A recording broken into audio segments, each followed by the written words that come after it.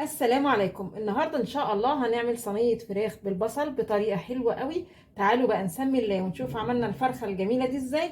ولو عجبكم الفيديو فضلا الاشتراك في القناه.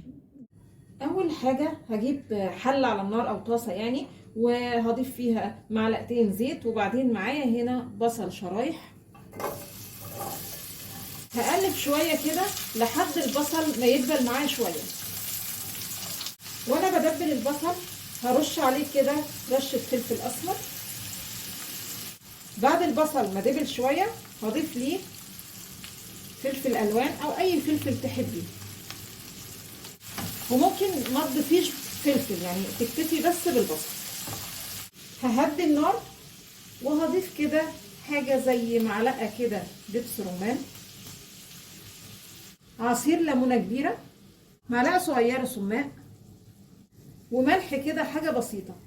اي حاجه بتشوي الملح يبقى بسيط. هدي تقلبتين كده للمكونات وهطفي على كده، علشان انا برضو مش عايزه البصل والفلفل يدبلوا قوي، عشان يكملوا سوا مع الفرخه في الفرن. بعد كده هضيف بقى الخلطه اللي عملناها على الفرخه، ووزعها كده على الفرخه كلها. وبعدين جبت الفرخه الناحيه التانية، وبرضو نفس الحكايه هغطيها كده بالخلطه، واحاول ادخل الفلفل والبصل في لحم الفرخه نفسه تحت الجلد. عدلت الفرخة على قد ما اقدر بقى، انغز الفرخة علشان الخلطة تدخل جواها، ويبقى اللحم الفرخة من جوه نفسه يعني واخد التتبيلة، ما تبقاش الفرخة متبلة بس من على الوش.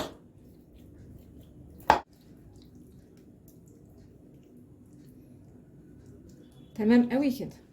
وبعدين هغطي الصينية بورق فويل. فرن يكون سخن وعلى درجة حرارة 200. هحط الصينية كده في الرف الوسطاني، وبين وقت والتاني كده اشوف كده يعني افتح كده من على جنب الصينية اشوف هي استوت ولا لسه.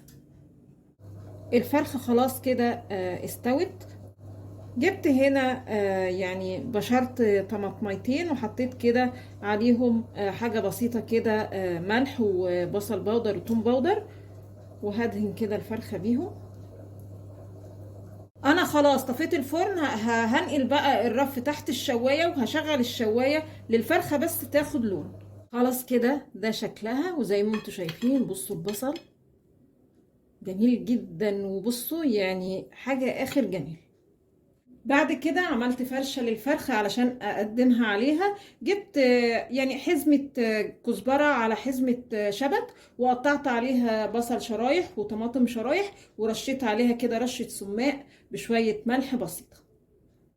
وده الشكل النهائي معانا للفرخه. عايزه اقول لكم كمان ريحتها حلوه قوي. يا رب النهارده الفيديو يكون عجبكم، وانتظرونا ان شاء الله بفيديو جديد.